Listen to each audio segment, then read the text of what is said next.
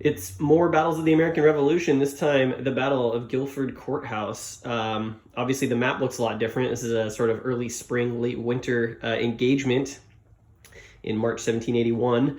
And we've got kind of an opposite situation from that of Eutaw Springs, which I will get into. But if you're watching this video first, I'm not going to go into sort of the rules and sort of my thoughts necessarily on the game system per se, or explain too much. If you want to get a sense of that, I'll leave a little link up at the top of the video here for the first playthrough, which was Eutaw Springs, which I just completed. So you should watch that first if you want sort of a more general overview of the Battles of the American Revolution system.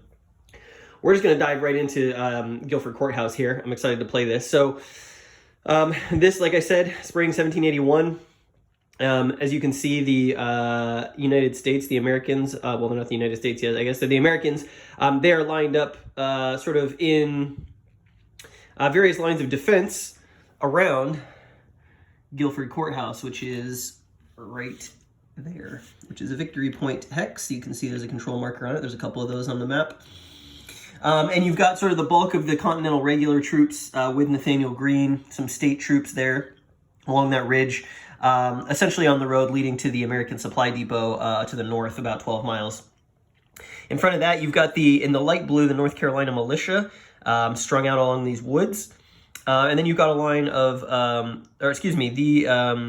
light blue is Virginia militia, and then you've got a line of North Carolina militia who are in the green, plus some other Continentals up to the north against the Horsepen Creek. And then as we go down the road, you can see we've got some Virginian rifle units and some North Carolina rifle units screening kind of the approach.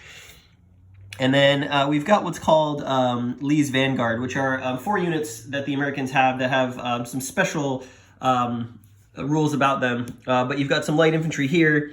You've got Lee's Legion Horse. If you watched the Eutaw Springs video, you're familiar with these 2 units. They were in that battle as well. And then coming down, we've got this North Carolina Marquis de Bretigny, who is sort of screening the road that leads in this direction, which is lightly defended, heads up towards the American position. No British units on the map, as you can see. And so the flow of this particular battle is going to be that every turn the British are going to get reinforcements. They are a sort of vastly outnumbered, though high quality stack, or higher quality than the Americans, stack of units. And they're going to come on down here at this B, and they are going to try and march through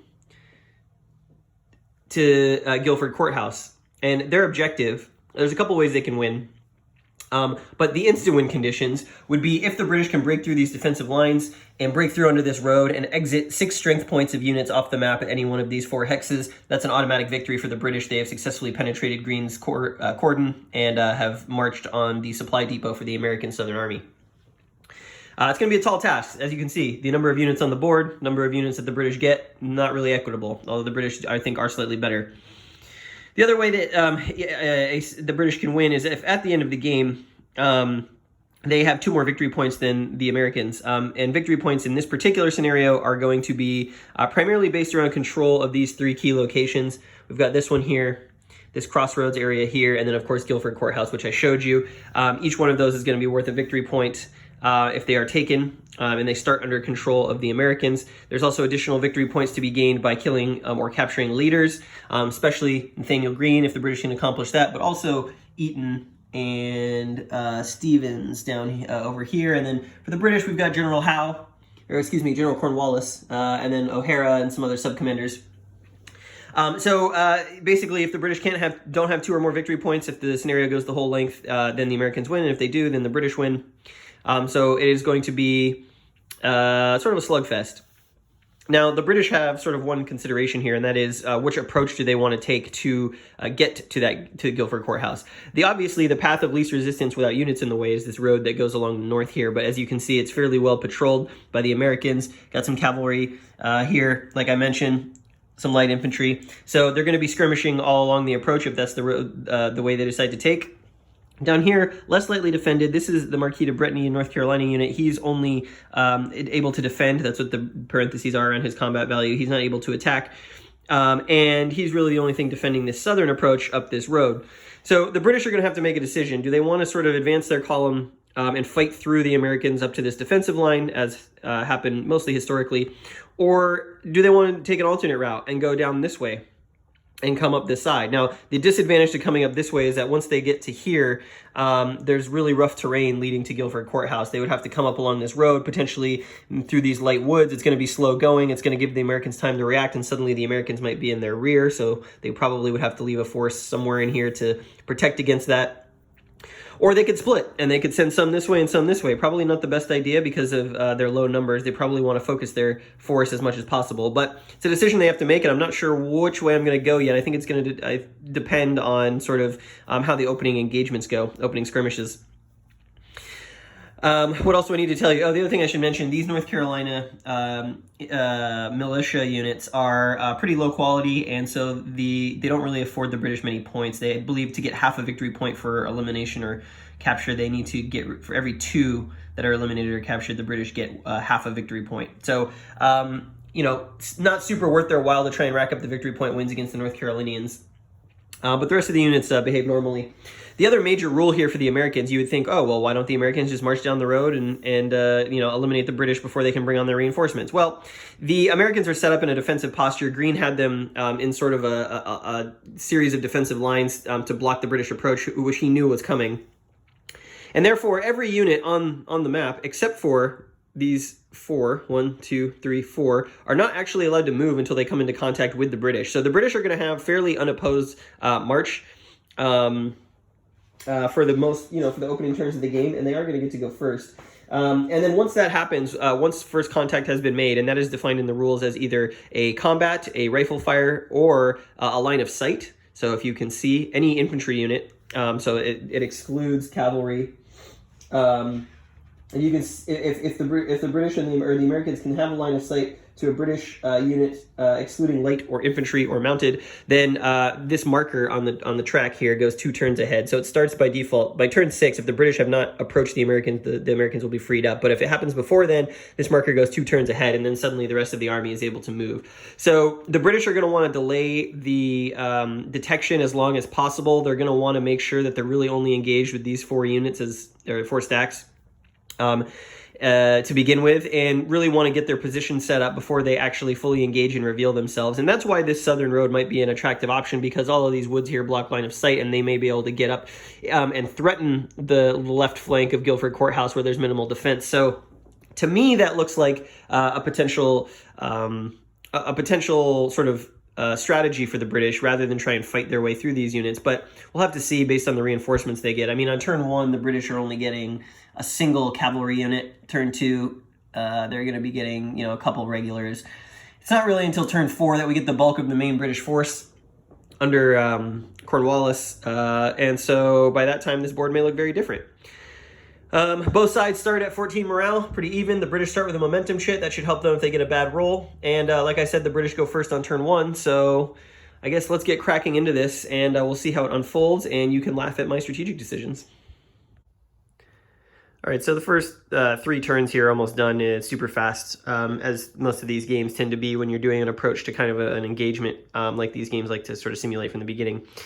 So you can see that the British have some of their reinforcements on.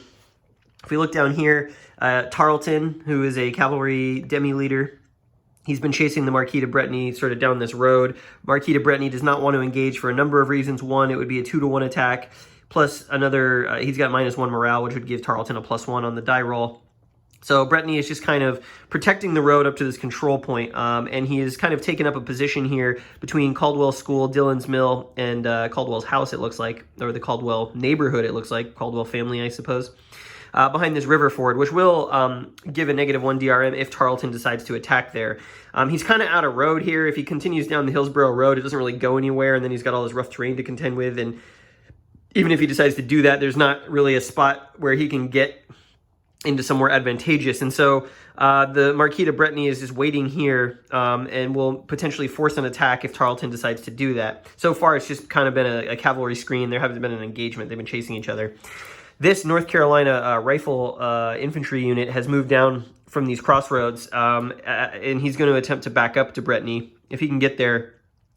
that would potentially make this attack by Tarleton not a great idea for a number of reasons. One, he's a rifle unit. He'll get to rifle fire before any combat. Two, it would even out the odds on the combat chart. So Tarleton's going to have a decision here. Does he want to make the attack on the upcoming British turn before the rifle unit arrives and take the -1 penalty and see if he can do some damage? Or does he want to just kind of hang out here until what the British have decided to do here with Webster, which is march down the Hillsborough Road in the south to catch up and potentially put some pressure on him there.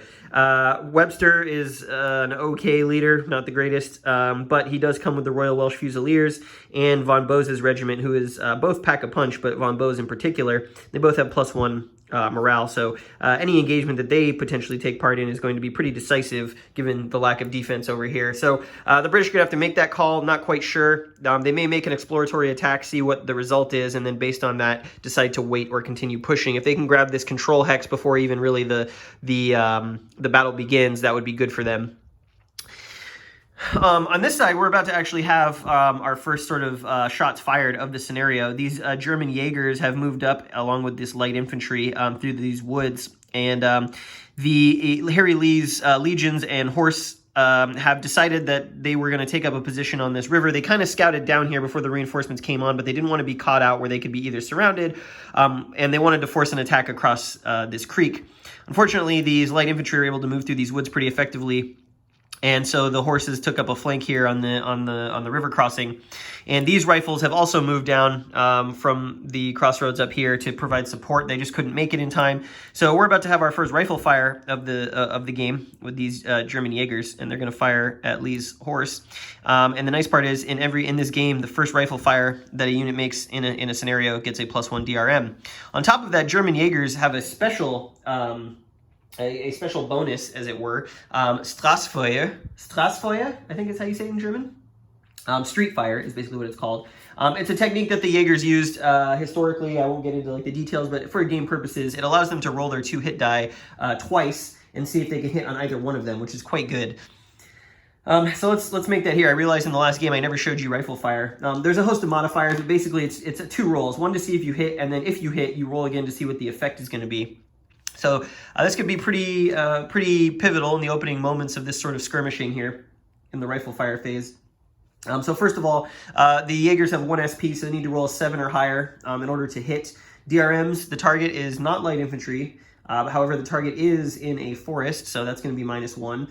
The target is a mounted dragoon, so that is going to be +1, so that cancels out, so we're at a flat roll. Rifle unit gets +1 for the first time firing in the game, so +1. So yeah, so the German Jaegers are going to get +1 to both of these dice, and I figure this is a really good time to use it. See what happens. They need a 7 or higher, and they roll double 4s. So unfortunately, the Jaegers miss, and this can go away. That's out of the game now.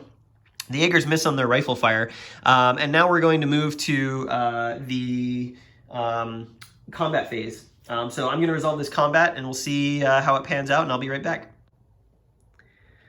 All right, so ultimately, after looking at sort of the combat table, Lee's horse decided that they were not going to want a part of this stack here. It was going to be 3-1 with a +1 DRM. Not good odds for a defender, even in those woods. So they decided to do a cavalry withdrawal and back up sort of to Moses Ballinger's house behind these rifle units, leaving the foot units here to kind of figure out what they're going to do. Now, this is going to become pivotal in the next initiative phase because if the British go first, they're going to get both rifle fire and close combat on him, and he's not going to be able to do any sort of withdrawal. So potentially Lee leaving his foot units out to dry, but the Americans have had good luck so far with the initiative. Actually, let's roll that up right now while I'm on camera and see what's going to happen here. Both dice are even, so it's going to be a matter of who rolls higher.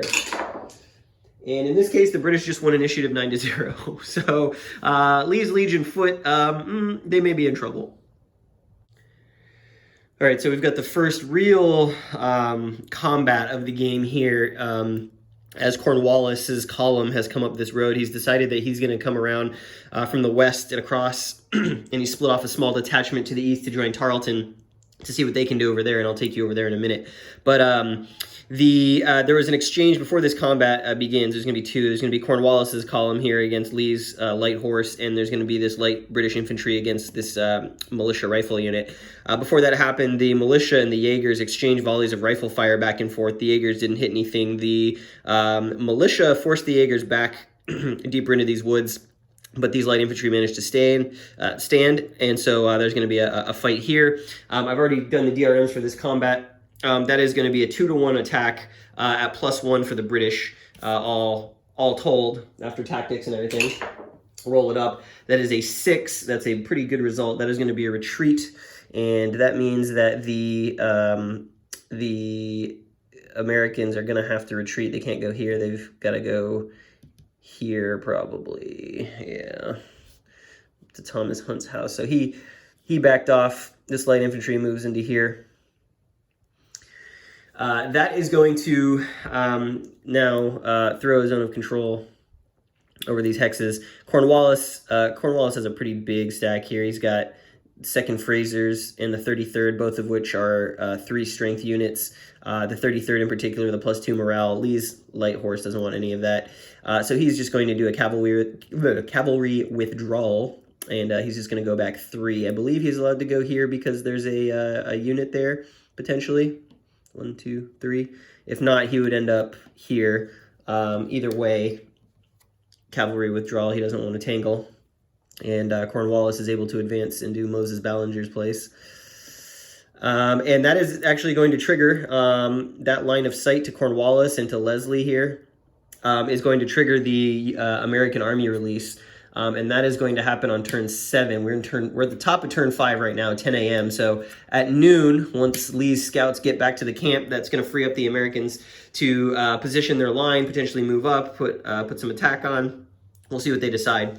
But I am going to take you over to the east here to show you what's been going on. So Webster has decided, Cornwallis decided that he's going to send Webster down the southern road and have him come up and see if he can maybe sneak around the flank up here. He's a pretty good stack, not a terrible leader.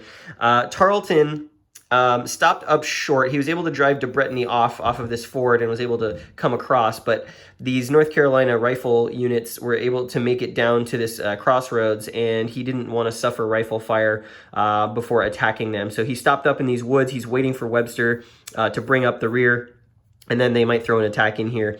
The Americans, for their part, it's going to be interesting. He could move this rifle unit forward 1 and get a rifle shot at Tarleton, but then he's committed to an attack at 1 to 2, which he probably doesn't want, although I think he might be able to stack DeBretany with him. So this could be a turning point here on this southern approach. The British so close to this control point. And we'll see how that turns out. I just wanted to show you that as we continue the game here. British stomping on, and the Americans now aware of their presence. As a sign of how it's going for the Americans right now, these North Carolina volunteers in the Marquis de Bretigny moved up, decided that they were going to throw in against Tarleton. The rifle unit in the rifle fire phase actually did manage to do a hit against Tarleton, but unfortunately it had no effect on the unit. All it did was reduce British Army morale by 1, which is good. But then the attack was at a -4, and they weren't able to withdraw, even though they selected withdraw. Tarleton managed to pin them with a frontal assault, a charge right down the middle, and he ended up capturing both units. And so the Marquis de Bretigny and these volunteer rifle units have been captured by the British. I guess the only upside to that is that they don't count for morale because they're crappy North Carolina militia units. So now there's nothing standing between the British and Guilford Courthouse up there. So the Americans are going to be pinned in place for at least 1 more activation. So I'm guessing that these guys are going to rush up this road as quickly as possible and see if they can put some pressure on Nathaniel Greene up here. All right, so the British may have gotten a little too cute here. Nathaniel Greene himself has come down from the courthouse with a pair of Virginia state regiments who are quite adept. And he's coming in here against Von Bose and Tarleton. When all is said and done, Tarleton and Von Bose chose to skirmish lightly, whereas Greene is not going to be denied. Ultimately, there's a +3 DRM on this roll on the 3 to 2 column, and this could be pretty good for the Americans. Greene was tired of worrying about his flank, so he decided to be proactive, spoil the attack, and let's see what we get. That is a 7, and the British do have a momentum chit, so they could choose to have him re-roll that.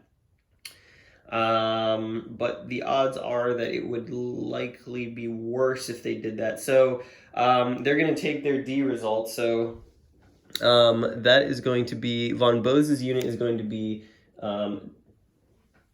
here. He's going to get a D. That's disrupted. He's going to have to retreat 3 hexes, so he's going to come off 1, 2, 3 over here. And Tarleton's now got to make a morale check to see if he stands or flees. It's just going to be 5 or greater. He also flees. He's going to back up 1 hex, and that means that Green and his Virginians are going to end up taking Thomas White's compound here. Actually, they can't both go. It'd be overstacked. So the Americans have driven off sort of this little ambush force of the British. Tarleton's still within danger range here, and now he's outnumbered 2 to 1 against Green and Green. No relation, different Greens. And so that kind of changes sort of the tempo down here. Webster has been patiently waiting for the main British force to approach the line before he launches an attack, but the Americans, Lee's Late Foot Legion, who obviously had been skirmishing all the way down the road, have decided that they wanted to come down and block off the approach to rejoin his friends. So he's kind of caught out in the open here. He's in a position now where he's trying to defend the control of this point, and maybe he doesn't necessarily want to engage as hard as he was, knowing what's happened over here. So all in all, things shifting and swirling here with some chaos, and it's really going to be up to Cornwallis to bring his main British force into range of the enemy quickly now, because they're running out of time and they do need to make progress.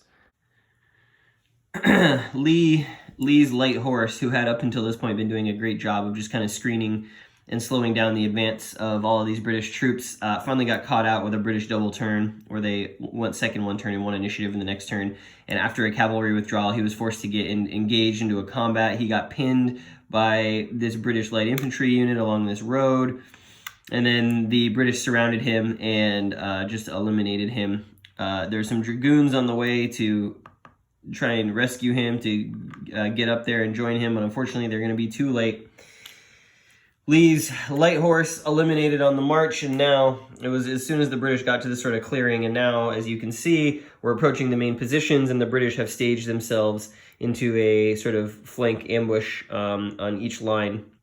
So we're up to turn 9 now. This is turn 9 that we just finished for the British, so there's not a ton of time left for them to get moving and achieve what they need to achieve, but they're in a good position on the board. They've got control here. There's another control point here they're likely going to control, and Green's going to have to respond to this as well.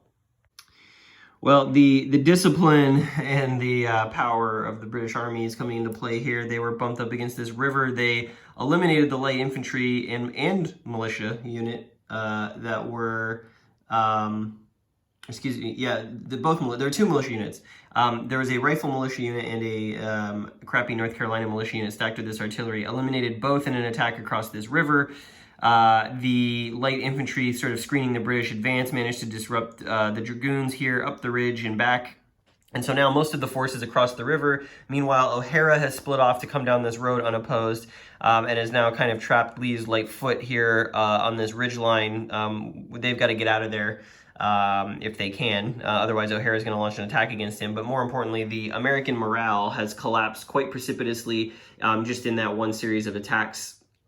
And, we haven't really even got to the major fighting, but it looks like the British are going to set up to march across this field and kind of blow through these defenses if they can, stretch out a line, and, essentially reestablish control of this southern approach. And then suddenly the Americans have a flank defended by forest, but albeit kind of vulnerable from some of these pathways out of this forest.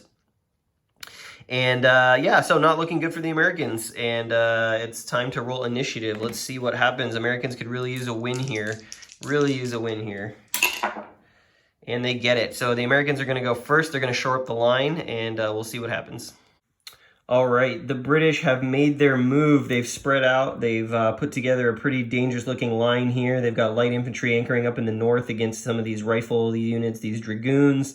They've got British regulars coming across this sort of lightly wooded area, this clearing, this field. They've got some militia, some Continental light infantry, and then Stevens here moved up to protect the artillery that was in trouble, that had been defeated here at the river before it could be captured. So he's got some Virginia militia here. They're not the worst, but they're not the best, although he's going to give a DRM. I guess it should be interesting to see what happens here. And actually, Webster came out of the woods here, making a move against these rifle units. And Lee's Foot, who was attempting to flee from sort of the position they were in on the road, they were joined by some Guilford County militia here to beef up that stack. O'Hara has decided that at Cornwallis's command that they're going to press on all sides. He's got the Royal Fusiliers, he's got the Royal North Carolina Tory Regiment. So what's really going to be critical here is what happens with all the rifle fire down the line. The Americans are going to get rifle fire here. They're going to get rifle fire here. They're going to get an artillery defensive fire here. They're going to get rifle fire down here. So that opening salvo as the British close the distance is really going to make or break this attack. If they can successfully repel the British here and do maybe even some losses with that rifle fire or that artillery barrage, this could really blunt the momentum here. We're on the second to last turn of the game, so the British really need to break through and take out some of these units so that Cornwallis can, get down the road. It doesn't seem likely that the British are going to be able to escape some units, but they still are in a good position to win by victory points. They've got this control point here. They've got this control point here. That's 2 points to the Americans, none, and that's all they need. So the Americans really got to do some casualties here if they're going to stand any hope of winning the Battle of Guilford Courthouse. All right, now we're into it. You can almost see the smoke surrounding this battlefield here from all the musket fire happening over the course of the hour. It actually ended up being pretty inconclusive. The Americans started with a pretty nice opening. This Surrey County Militia Rifle Unit ended up disrupting Webster all the way back to the road. Him and his Royal Welsh Fusiliers. They took quite the pounding there. O'Hara managed to move up, couldn't do a hit on Lee's Legion and these North Carolina militia. They've just kind of been pushed back, and generally that was the story across the line. The British moved in, pushed the Americans back, did very few losses, with the exception of this unit here, this militia unit that was eliminated by, I believe, this unit here, who got a really nice roll. So it did create a gap in the line. The Dragoons were disrupted and pushed back by the light infantry, so they're trying to swing around, but this is coming up on the final turn of the game here, and the Americans are in kind of a good position to counterattack, assuming they can win the initiative here. They've got these Virginia units that have, basically been doing nothing, that they can move up to the line. Maybe not these guys, but these guys certainly can get into a position where they can force the British into some bad attacks if they decide to move up. But really, Cornwallis hasn't been able to bring his stack in because he's carrying artillery with him. He's kind of behind. He will be able to, he'll get that chance, hopefully this turn, to come down here, maybe put some losses down in this area. But in general, the Americans holding their own pretty well so far in the opening exchanges. And I think we might have the British try one more time to see if they can do something up at the courthouse here, although it looks to be pretty well defended, and I'm not sure they have enough movement points to get up there. So final turn coming up, and then we'll assess what went down at the Battle of Guilford. Well, here we are at 6 p.m. at the end of the Battle of Guilford Courthouse, or should I say the end of the game of the Battle of Guilford Courthouse. The British walking away with a resounding victory. They crushed the Americans, both in battle and in victory points. So the British, 2 victory points for hex control on the map. That's all they needed to win. But then they also picked up another point from North Carolina militia. So the 4 there worth a point, plus all of the eliminated Continentals and Virginia militia in that box as well were worth points. Totals up to 9 for them. And as you can probably tell, the British took no casualties themselves. They never were in danger of taking casualties. At the very end here, Greene mounted sort of an attack on Tarleton and Von Bose, but the army morale, as you can see, which was getting down to auto-lose area, the penalties were just so harsh on these American units that even when they had the odds advantage, they were, rolling at -4, -5.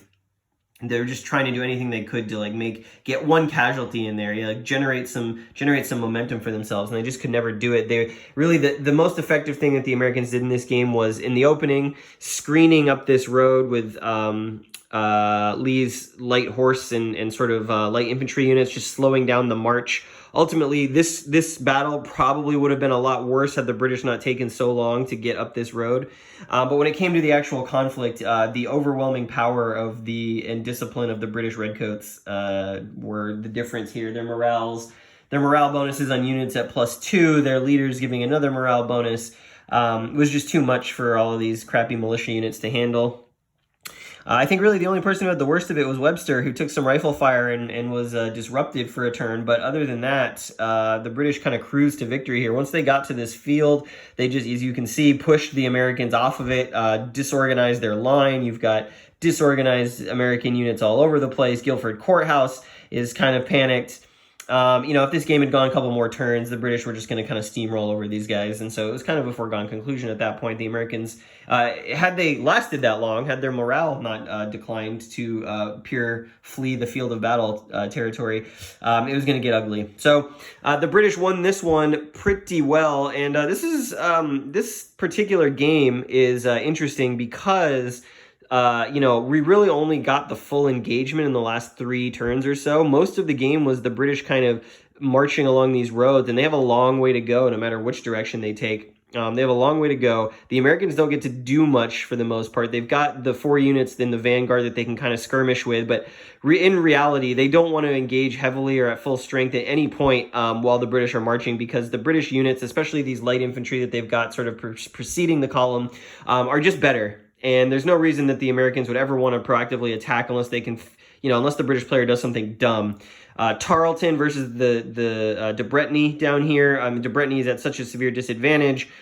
And once I decided to bring Webster up this road, there was really no meaningful resistance the Americans could provide here. When those North Carolina militia attacked, it was the best possible spot for them to do it in terms of the way the combat would have turned out, and they ended up getting captured on the attack. So tough one for the Americans, and I think head-to-head, maybe this game not super engaging if you're playing the Americans. There's not really a lot of decision points for you. For the most part, the odds are stacked in your favor.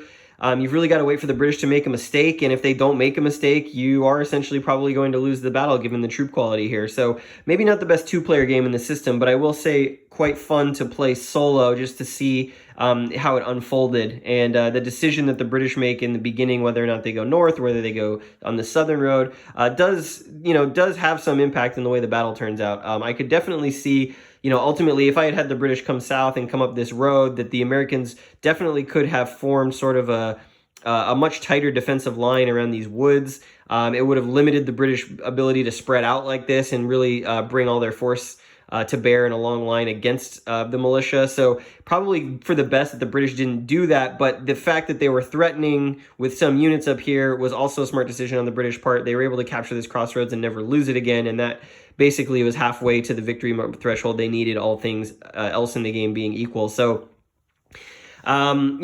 I love it. This system, the more I play, the more I like it.